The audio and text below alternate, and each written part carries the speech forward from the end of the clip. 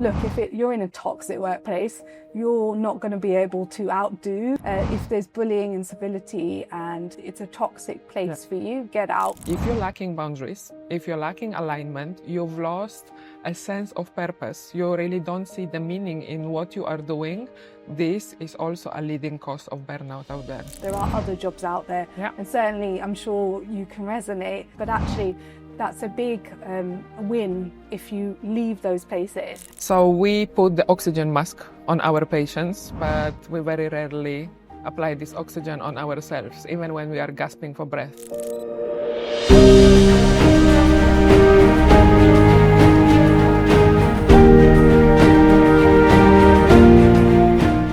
Hello and welcome to From Hero to Human, your safe space where we challenge the hero narrative and introduce you to a different perspective on what well-being for healthcare professionals really look like. I often say that this space is for healthcare professionals and beyond. Why? Because every single one of us is coming to a contact with either a nurse or a doctor or a dentist or a hygienist at some point in their lives. And today's episode, again, is super special. There is so many synergies between my guest and myself. That's why I am in this space, smiling and bringing you these positive vibrations so we can really have a positive, energetic episode and also learn a lot at the same time. So Dr. Mahrukh Khwaja went from NHS dentist to squiggling into the world of positive psychology and well-being. She now helps professionals and organizations floss their minds with science-backed tools. Her proudest creation, a playful culture and resilience program for NHS Midlands, mixing Lego, leadership, and positive psychology to help healthcare professionals tackle burnout. Welcome to From Hero to Human. Thank you so much. I'm very excited to be here. I'm very excited to have you here. So we have connected in the digital space, I believe for a reason and at the right time.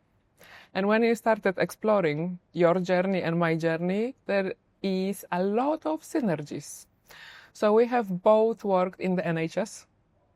One of my best periods in my professional career. Yeah, I've learned a lot. And I also joke a lot about the hero narrative. Because when I was in the acute NHS trust, working on the acute medical unit, I was one of the heroes, wearing a cape, never stopping, always available, always putting for others. Now in this space, when I introduce a different narrative, not only to myself, but also to people who are in my space and those who I work with. I introduce a narrative of a human and not a hero. So at the start of this beautiful discussion, I would like to ask you, who are you as a human and how did you arrive in this beautiful space that you are now helping others also embrace the human part, slow down, and enhance their well-being? That's a wonderful question and a great place to start. So I would say I've always been a very curious person, really interested in how other people's minds work, constantly asking questions, wanting to know, what people's motivations were. And so I feel like psychology has always, played a big role in my life, not even understanding it as a kid. And I was very creative as a child. In fact, I loved writing and I was convinced I was going to be a poet or writer. That was like the dream job. Wow. And in fact, my favorite subject at school was art and English literature. And I really excelled in creative pursuits. I got to about 14, 15, and I was thinking about what career to do. I became very interested in working with patients and doing something clinical, probably because my mom is a doctor and there was a expectation or a emphasis on how it's good to serve others that made sense. And I did some work experience and truly loved it. And it wasn't actually seeing the clinical stuff. It was the human side as easing. So the dentist I shadowed would literally spend like 20 minutes chatting to his patients. There was a lot of banter. He'd known his patients now for, 20 years working in the practice, seen them grow up, and really been part of their journey. And then he'd do literally seconds of dentistry. And I thought, wow, this is really cool. This is the kind of dentistry I want to do. And I want to be respected. He is really enjoying his work. You could really see the passion and that connection he was having with his patients. And so that really kind of drew my attention to, explore dentistry, because prior to that, it hadn't really entered my brain. And yeah, from that, I, graduated, and really, really tough kind of dental degree. Probably experienced some elements of student burnout, not realizing. And then after a few years of qualifying, I did experience burnout for the first time, I would say, and depression. And prior to that, didn't have any, specific mental health challenges. So I found that really a difficult process to navigate. There were several things going on. I was constantly kind of time traveling to the future, which felt like an anxious place. And I was also ruminating about the past, chewing over, these thoughts about the past, and getting to a place feeling really hopeless and helpless, and not having tools to navigate that. And luckily, unlike, unfortunately, some of my healthcare colleagues that feel the stigma, I felt really comfortable, actually seeking help from a therapist. So that's what I did. And I discovered these amazing psychological tools. And interestingly, I had intercalated and done a psychology BSc as a third year dental student. We get this cool opportunity to do another degree aside from medical dental. And obviously I chose psychology. So I had this textbook understanding, but obviously very different when you go through the experience. And I didn't know how to use cognitive behavioral therapy or mindfulness or any tools. I wasn't practicing actually any self-care. And so I learnt all of these wonderful, skills, these life skills. And it got me really thinking. It's been a brilliant kind of process working with a therapist, but it's really hard actually when you are at crisis point to learn new things. Why don't we take the same preventative approach that we really, explore in healthcare? The first pivotal message I got actually as a dental student, and I'm sure this resonates, is prevention is better than cure. Yet we don't take the same approach when it comes to our own mental fitness or our own well-being. And so that led me into squiggling into this career, into psychology, and exploring, what are the obvious gaps. And from my perspective within the dental and healthcare community, it was, there are crisis point services set up for us. For dentistry, we've even got a 24-hour helpline. Wow. Bit like Samaritan. So literally, if you have any suicidal thoughts or you're in a really bad place, you can call someone 24 hours. And we have, several charities set up for us. Yet there is no clinician wellbeing in undergrad level, and still, currently lots of universities don't have much emphasis on this. And even postgrad level, it's beginning to be explored, but still not enough when you compare it to the amount of emphasis on the clinical competencies. Your storytelling is superb. When you are describing your journey, I am literally, physically in the ward that I used to work. And I can see myself going through exactly the same steps. So there was the excitement going and being the change agent for my patients, always empowering, because they teach us, right? Help your patients make informed decisions. Help them be independent so they don't need to rely on you. So we put the oxygen mask on our patients, but we very rarely apply this oxygen on ourselves, even when we are gasping for breath. And here I make this analogy. How many times I caught myself shallow breathing, which means I am in such a rush. Not only that I skip the breaks, there is no time to go and have a proper meal and talk to your colleagues, but, the shallow breathing. So it's like, at what point comes the awakening? At what point comes the wake-up call? And as you have said, prevention is better than cure. We now want to talk and we want to celebrate stories of thriving. So people who found the healthy way early on before they hit burnout. Or it's okay, even if you hit burnout once, just put these mechanisms in place so you are not gonna go into another cycle of burnout and another and another and another. So what was the pivotal moment for you when you realized, no, I cannot repeat the same narrative? It was going through that, honestly, for the first time, that burnout and depression, that was enough for me. It was crisis point. I hadn't experienced that before. I might have had some of the signs and symptoms as a student, as a lot of students in healthcare do. But, that deep emotional exhaustion, that cynicism around the workplace, not having this feeling like I was really making an impact with patients, that was new. Losing that sense of empathy, that was, quite a new and frightening experience. And so certainly for me, that was more than enough. And then, of course, experiencing some physical manifestations of stress. And that was the kind of change point. I mean, the recovery was really helpful, exploring not only, therapy, but also incorporating art and creativity. So going back to actually my childhood strengths of creativity, playing with color, upcycling furniture, just anything creative that actually let me be mindful and be present.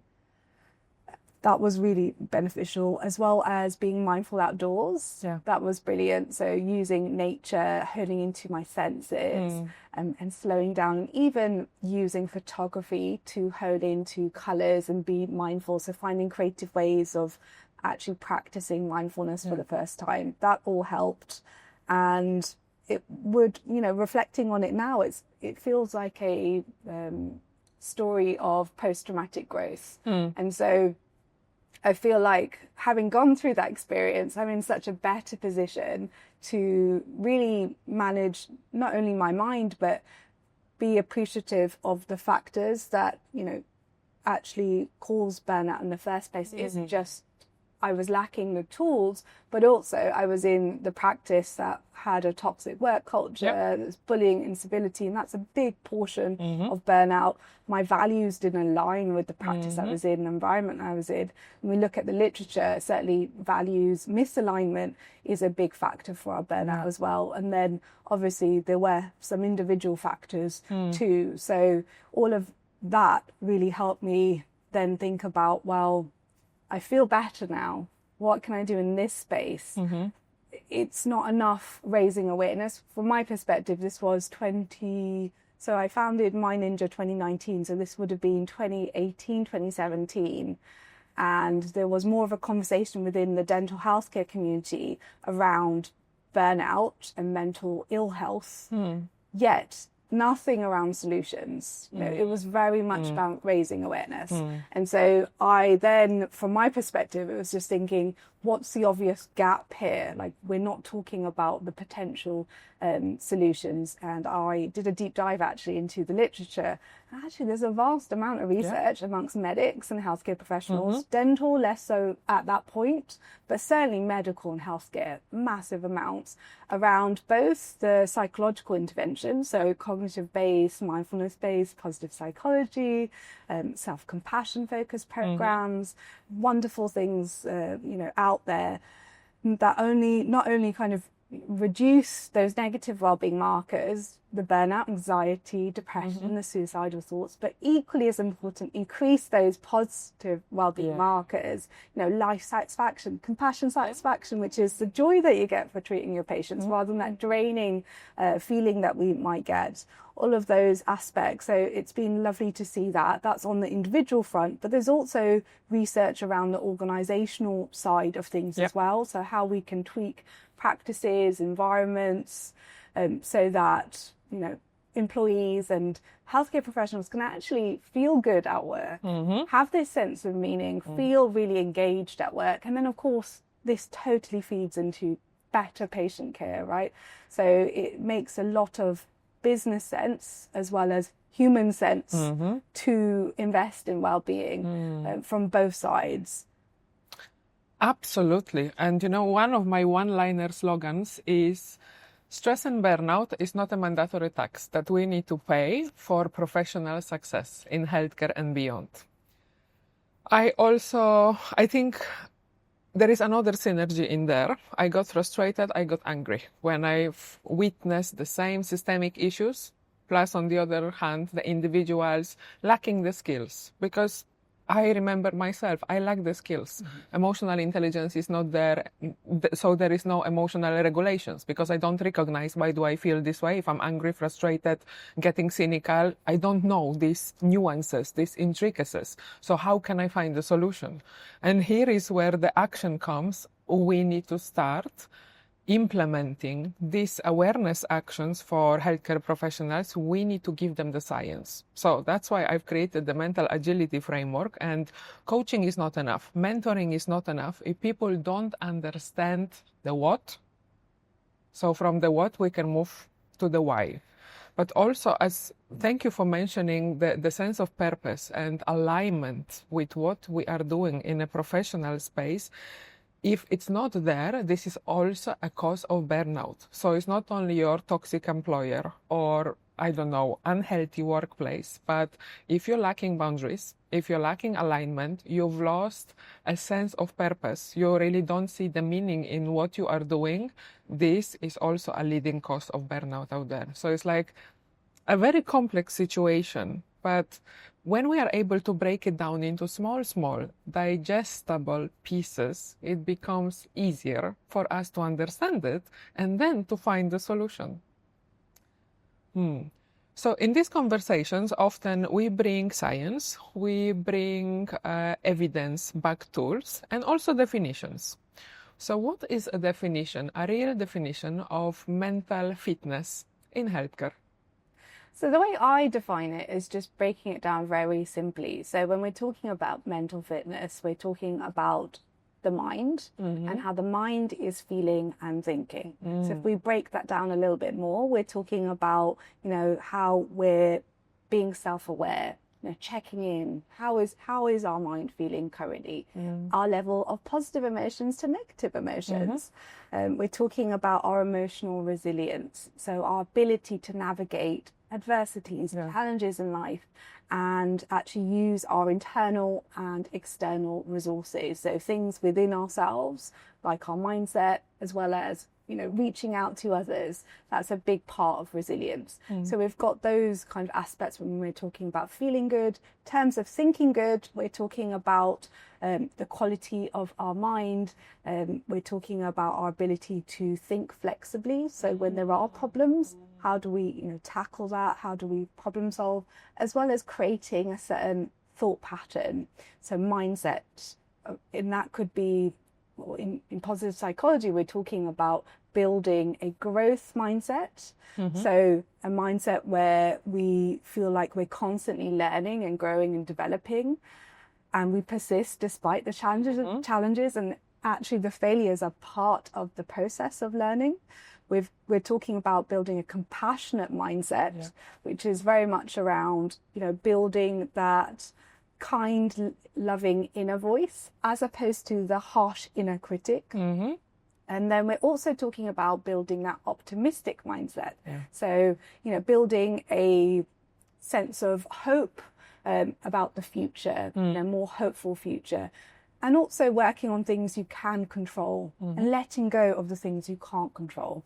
We're talking about mindfulness as well in that mindset. So we've got those different facets, but simply we're really talking about your mind and how it's thinking and feeling. You are the first person who said, how is the mind feeling and how is the mind thinking?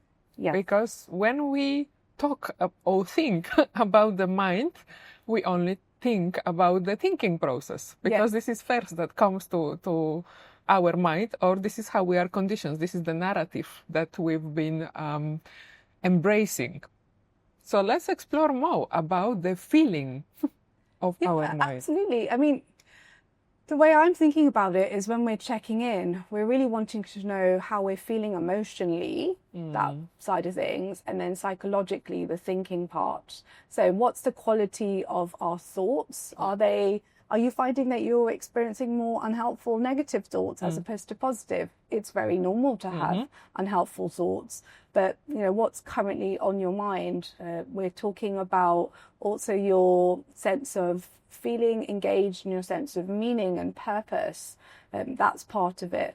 And then emotionally, the feeling part is really kind of important. So we're talking about, your, like I was saying, that the balance between your positive and negative emotions. Again, completely natural to experience negative emotions.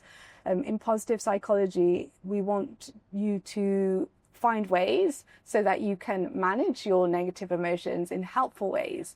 Because sometimes we want to push them away, or they're very uncomfortable, which is difficult for us to sit with and let them in. And then in terms of, building a diet of positive emotions, the reason why we talk about that so much in positive psychology is that we know that from the research around positive emotions by the wonderful psychologist Barbara Fredrickson, that our positive emotions, it's not just about feeling good. They help us think better. They broaden our mind. They help us build these important psychological resources.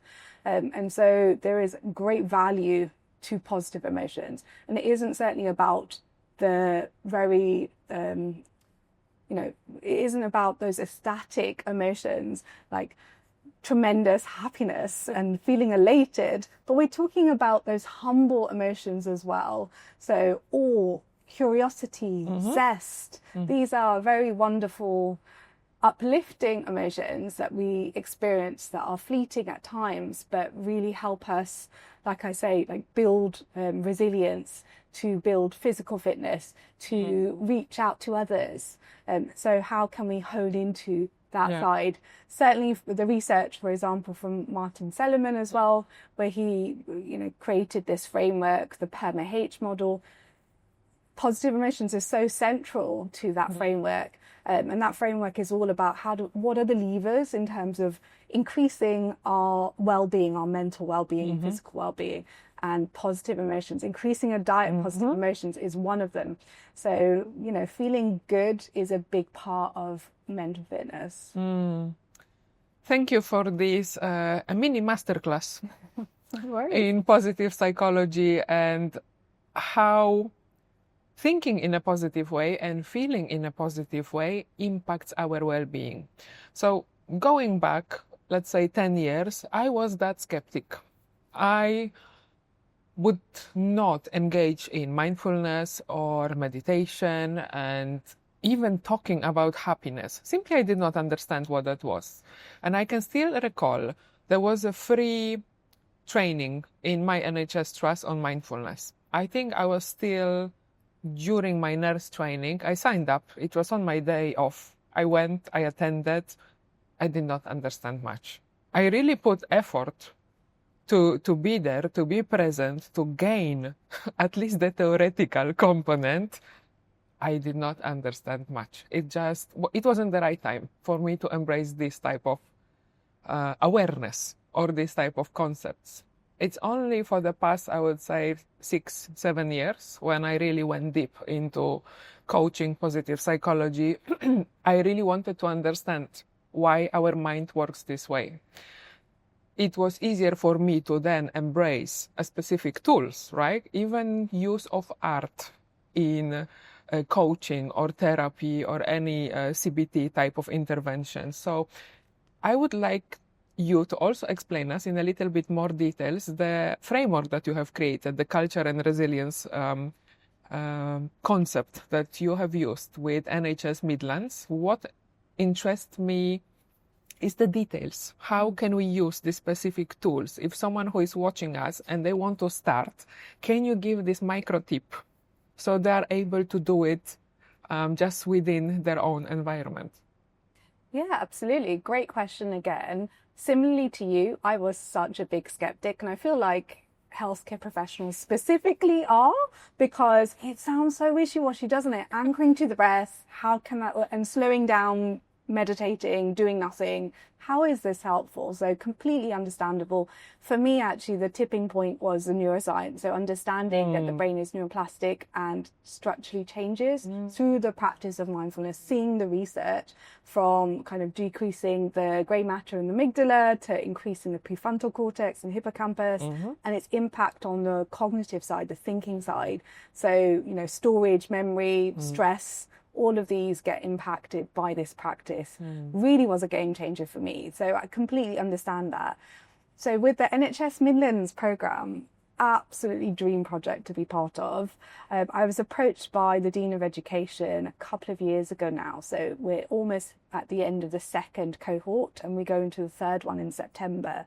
And she approached me really fully getting the importance of mental fitness, mental health education, and really wanting to integrate something. Now, in the UK at least, this is completely unheard of.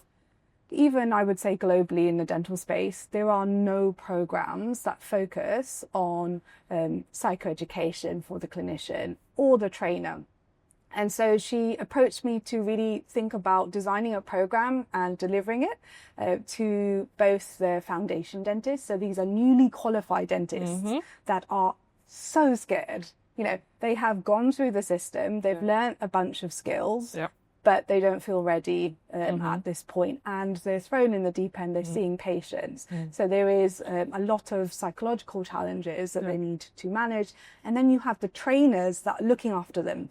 So they are, really helping them in terms of tackling any problems, holding their hand, exploring different concepts with them and really helping them so that after that year, they're like, you're free to go and, support your patients.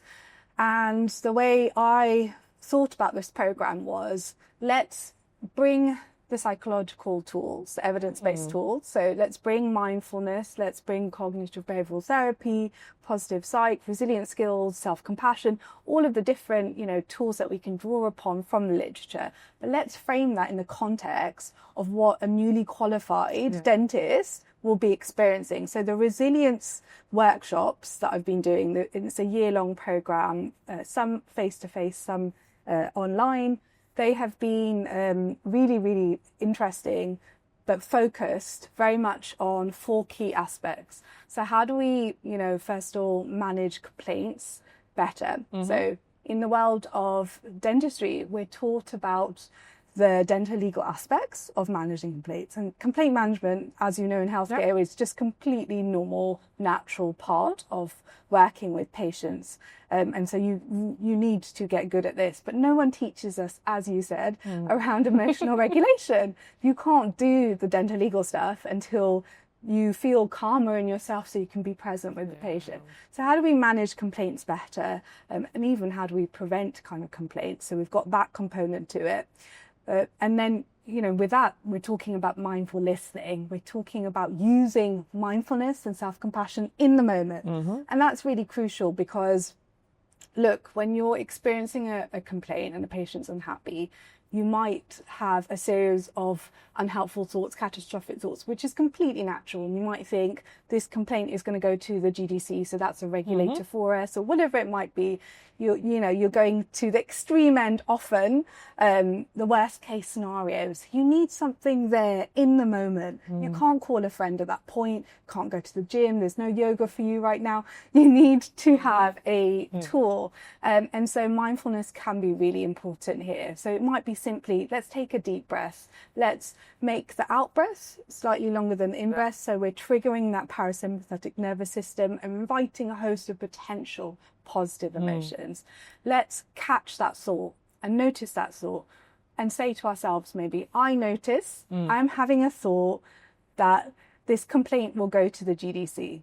Now, literally, like putting a bit of psychological distance between us and our thought is so powerful because it reminds us that, look, we're not our thoughts, that thoughts come and go, just like weather, and it changes. The same thing when it comes to our thoughts. So that's really powerful in itself. Then using self-compassion, and that's literally using words of kindness to ourselves. We really understand the compassion side in healthcare. How do we, treat our patient with loving kindness? Self-compassion is directing that inward. So with Kristen Neff's research, she wonderfully breaks this down. She talks about using common humanity, so reminding ourselves that we're not alone in the experience of complaints. It's completely true that we all experience it, right? We might not talk about it, but you know, this is a occurrence when we're working so closely with patients.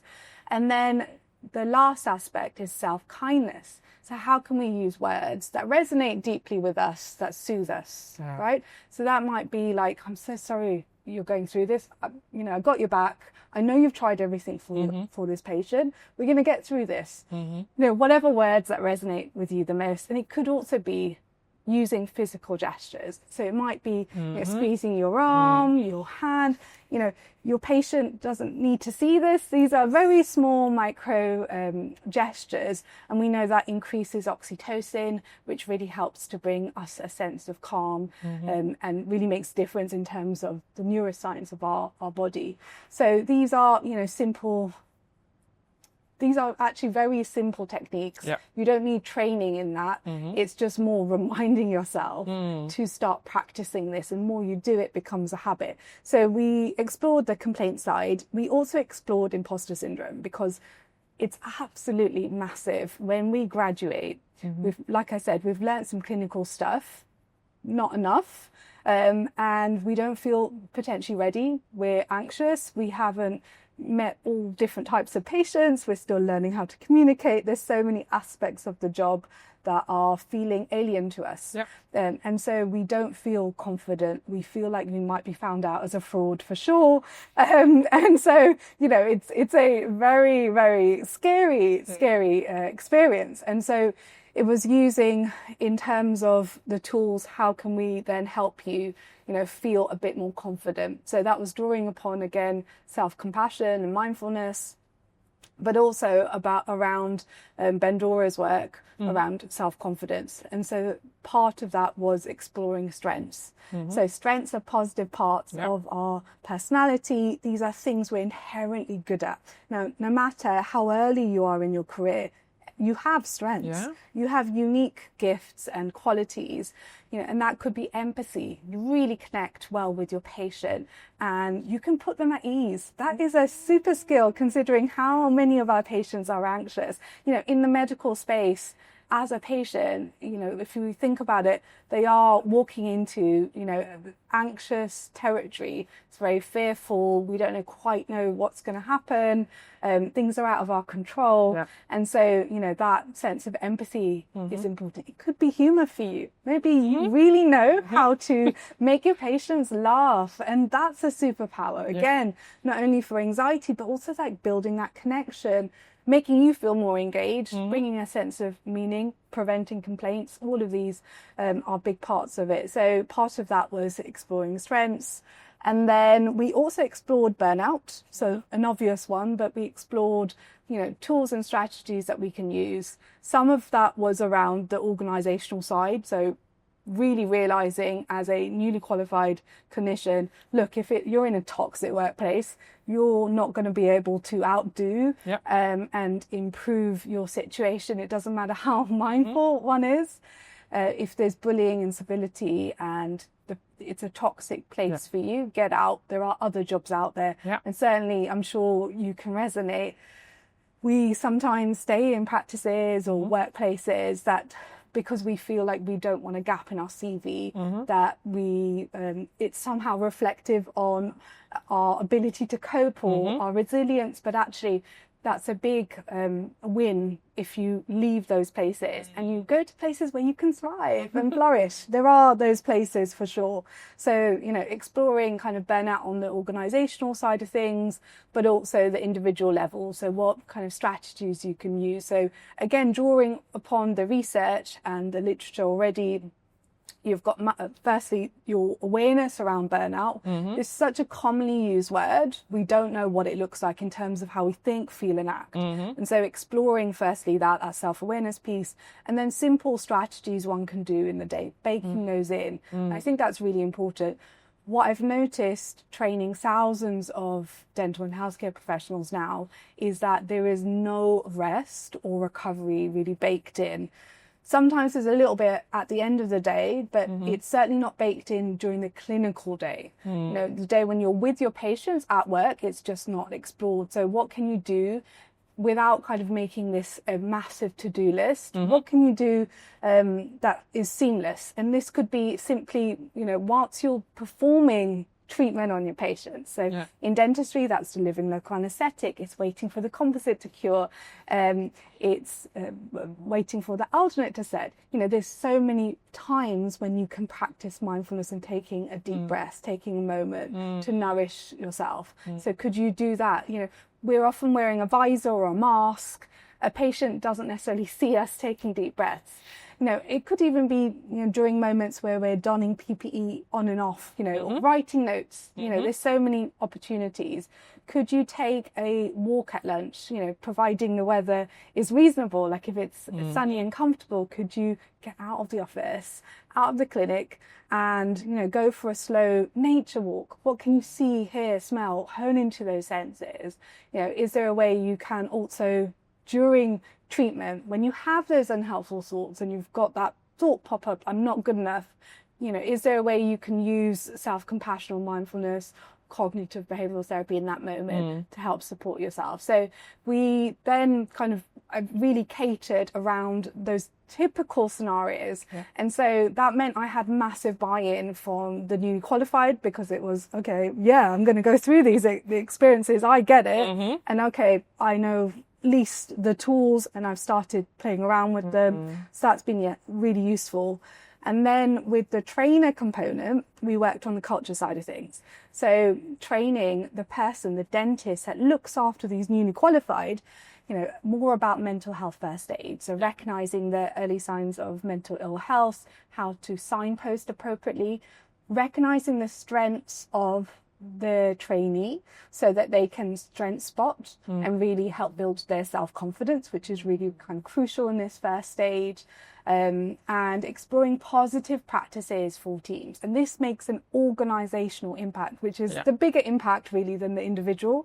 If you get the culture right, then you're really going to help the team thrive. So it's really exploring that, and things like psychological safety that we really don't talk about in dentistry or healthcare enough, but we know from the data make a big difference, not only on the wellness side of things, but also on performance and patient safety. So we kind of explored those, and over the years I've been collecting data, and it's been wonderful. So I've seen perceived performance increase, mental well-being increase, positive emotions increase. And so it is possible to create interventions that connect and really resonate deeply with everyday scenarios, and still be able to use the science. So it's been wonderful. And then again, the way I teach is I try and gamify my workshops as much as possible. So that's where the Lego has come in. And it's interesting in healthcare, when we talk about mental well-being or anything, if we think about the clinical trainings we've been on, they can be very serious. We are talking about serious topics. And so, you know, it's understandable. Yet there is way of injecting play and fun. And so I found Lego has been fantastic. Like the joy that you see when you have Lego bricks on the table, like this, it's amazing to see dental professionals, healthcare, like get really excited about this. But it's been a great way not only to just increase the engagement side of things, but to storytell, to connect, to be able to, for them to reflect and share sometimes very personal things that are difficult to normally share with a group. And so you'll be surprised, we've had wonderful conversations around, you know, burnout, around energy management, around strengths, all of these, you know, different topics through building and metaphors. Wow. Guys, this is a true masterclass in individual and organizational well-being. So if you've missed some points, I suggest you rewind and listen to it again, because there is so much richness in micro tools, you know, in data, in science that you can tap into and start creating your own individual interventions. So we've talked already extensively about life skills. I call them human skills. This type of skills emotional intelligence, emotional regulation, resilience, mental agility, skills that we are lacking because we were not taught. Because these type of skills are not in the mainstream curriculum. And we know that prevention is better than cure. We keep telling this to our patients. We keep empowering them. We don't want them to go into the same type of health issue or a trouble in the future. So we really need to start shifting our healthcare hero mindset to move to the human side and start realizing that if we fill these cups, we will be able to tap into these resources when a challenge happens, because challenges will always be there. Stress happens, and stress is a natural part of life. And that was one of my aha moments many years back when I realized that my nurses used to come to the huddle and say, I'm stressed, I'm stressed, I'm busy, I'm stressed, I'm busy. I got frustrated because I didn't know what they are talking about. They were even more stressed because they did not really understand what they need. So they were not voicing out like, I am struggling, I have too many patients, incident happens, I really have these ruminations going on in my head that this patient is gonna put a complaint or someone is gonna take an action against me. The minute I was able to sit them down and ask them for a definition, there was a lot of silence, but there was also a lot of thinking. So it was the curiosity infused thinking. Okay, our boss asked us for definition, let us come up with something. Jokingly saying, but the more they understood, the more I understood, the better the communication started flowing. The less stressed, as you said, they started being. It wasn't the panic mode all the time. Next time I went to these units and I asked them, how are you? It wasn't, I'm busy. It was, oh, actually this, and this is happening. Okay, I hear you. I can help you with this. Imagine the relief on the individual side. And this is what we want to see in healthcare, right? We want to have fun. We want to thrive. We want to give the best to our patients. We want to make them laugh if it's appropriate. We want to be able to hold their hands and really hold it there and be there for them. Absolutely. I mean, it starts with that self-awareness piece. It's slowing down, taking a pause and just checking in. How is my mind feeling? How's my body feeling? Am I, stressed? Do I have those physical sensations? Is my heart, beating fast? Are there signs that I've got this cortisol racing through my body? And you'll find that when we're able to take that pause by baking in regular pauses, practicing taking these deep breaths regularly ahead of your stress, it's quite helpful because we begin to kind of realize how can we support ourselves better, and we can ask ourselves, look, maybe I do need just a few, seconds, minutes, a little bit of rest, a bit of recovery, so I can give 100%, as you were saying, to my patient. What are the small things you can do? And interestingly, GPs are taught to actually take this mindful check-in before they bring their next patient in. I don't know if they're necessarily doing that, but there's certainly within the curriculum there's a mention of that. Wow.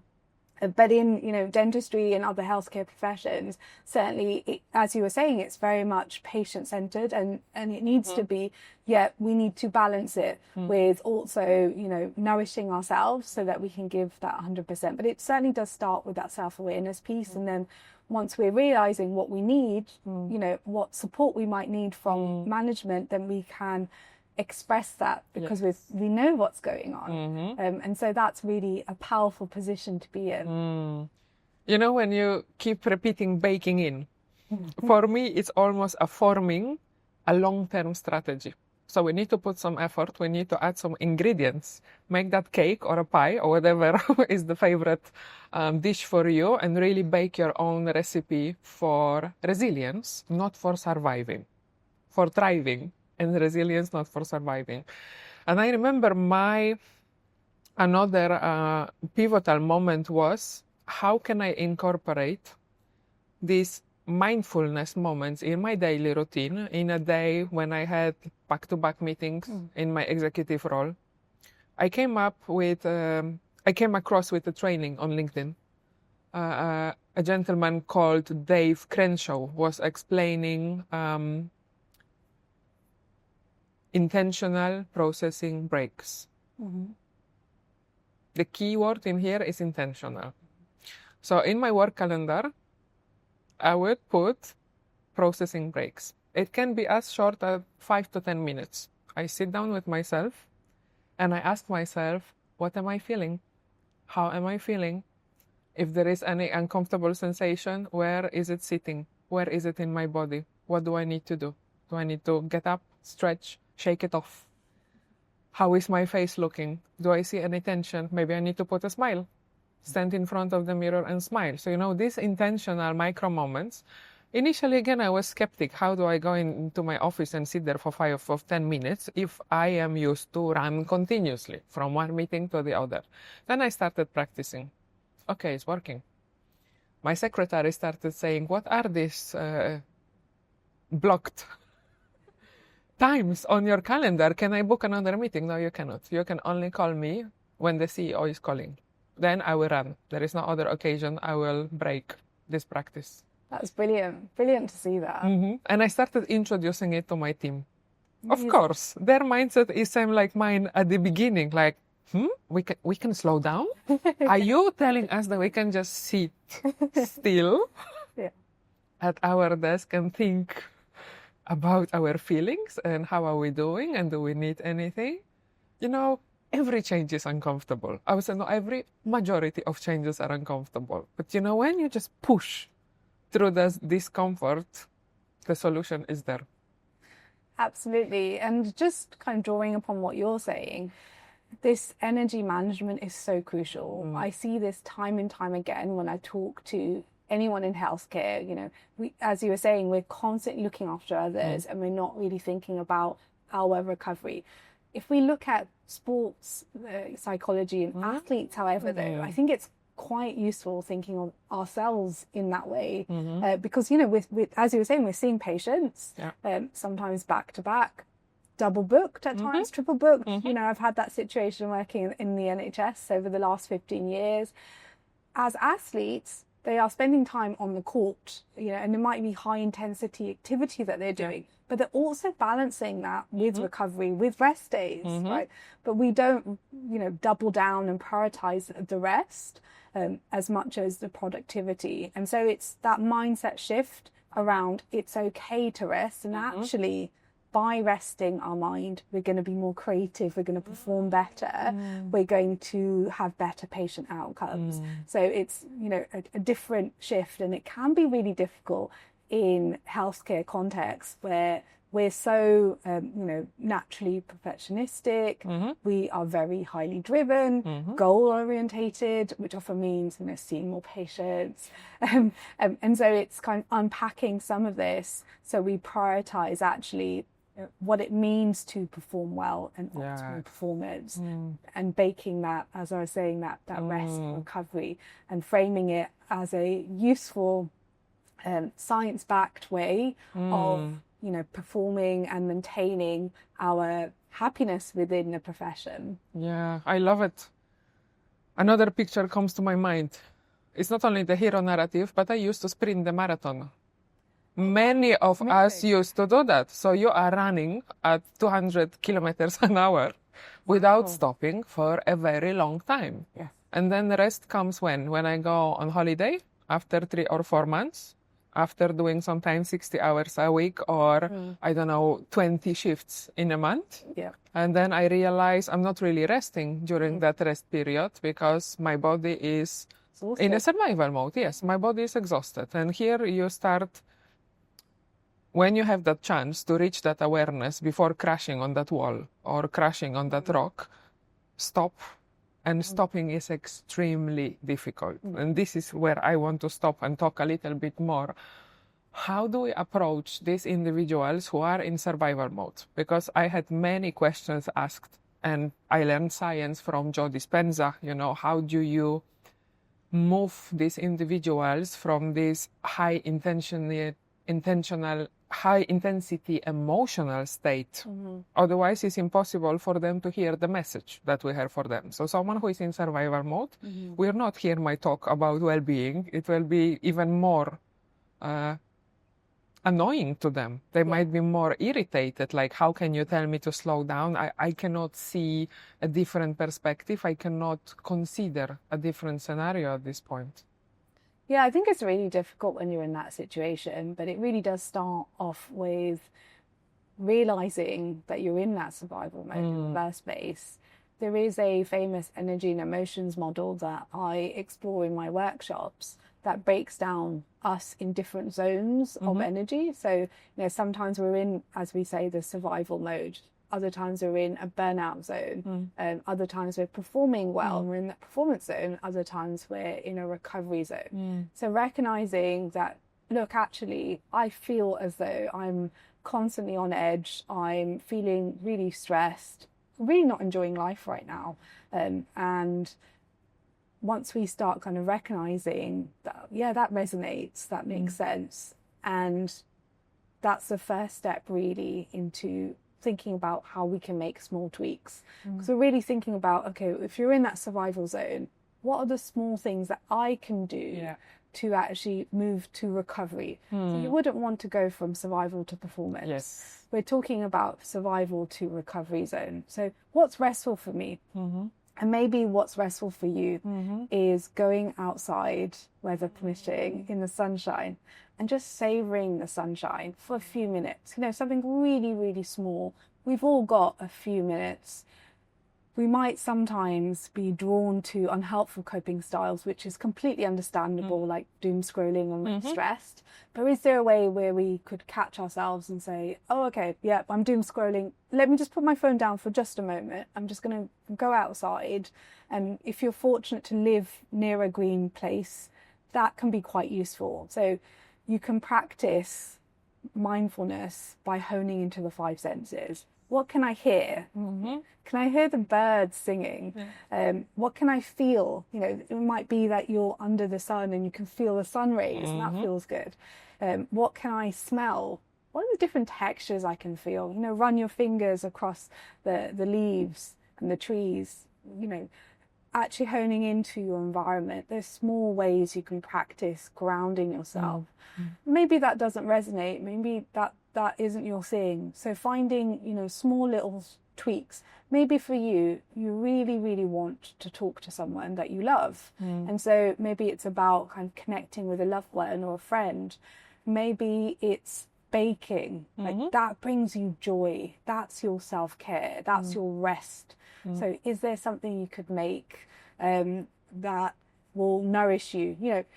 It's not about making this complicated or adding an additional thing. If you're going to eat lunch, is there a way you can, cook yourself something nourishing if that's how you feel good?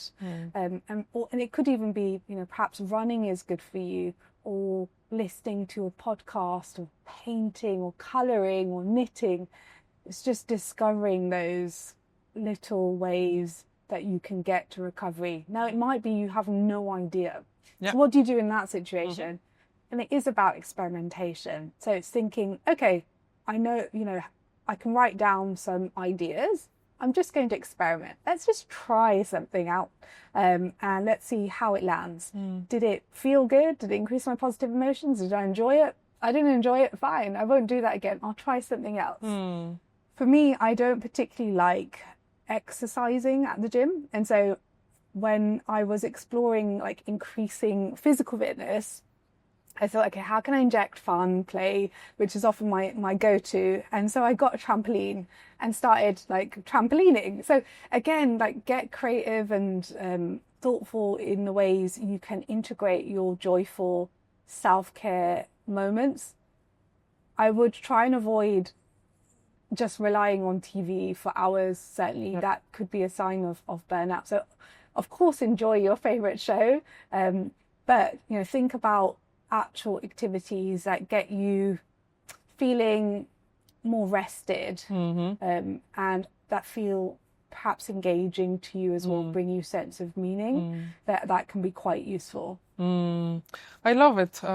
Very often when you talk to individuals or organizations about well-being, it's scary. And I hear that, and I feel that they don't know where to start. But it's the micro interventions, that bring the big results. Then you keep stacking the micro tools and the micro skills. And then all of a sudden you have a shift in how people feel, how they behave. You have a shift in organizational culture. So start small. Well-being is not this scary, fluffy monster that is unattainable and I will never get there. Let's just start being curious and also look for solutions that are good for you.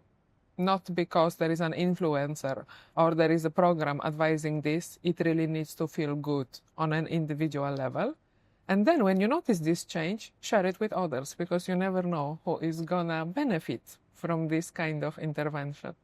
I absolutely love it. I cannot believe that we are already at nearly the 60 minutes of this conversation.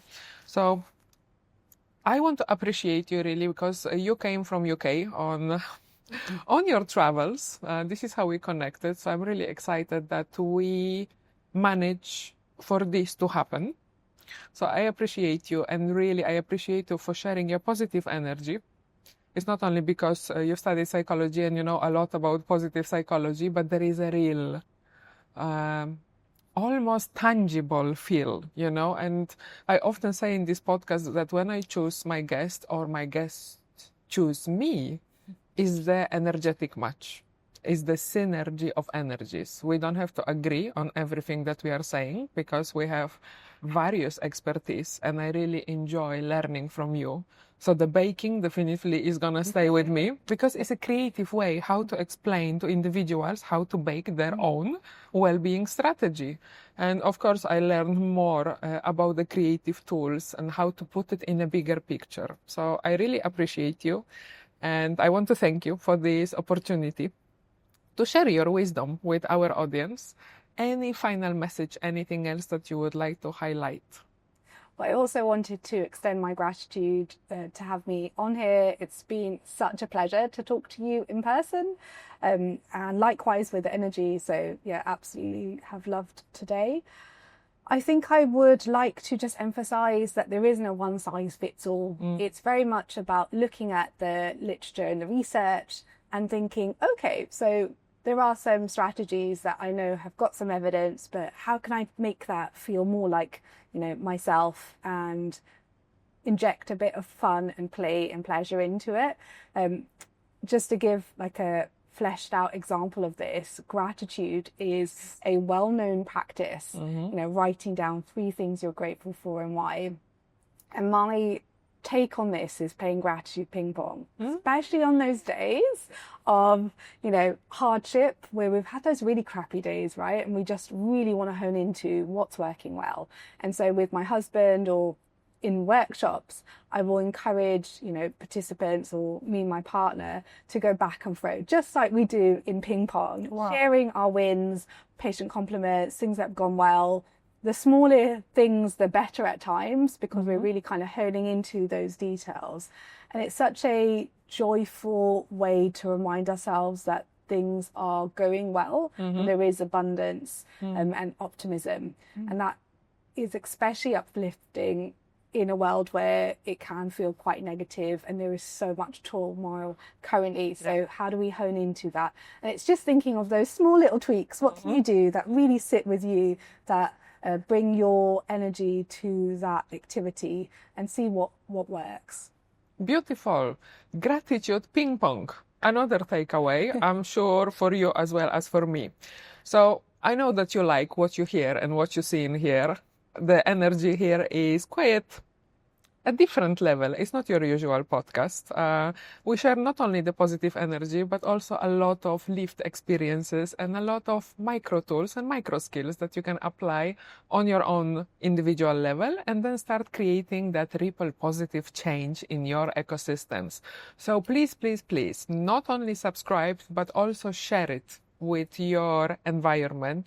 We want to be the change agents that continue building this positive chain reaction in our ecosystems. Till next time. Thank you. Brilliant. Thank you so much.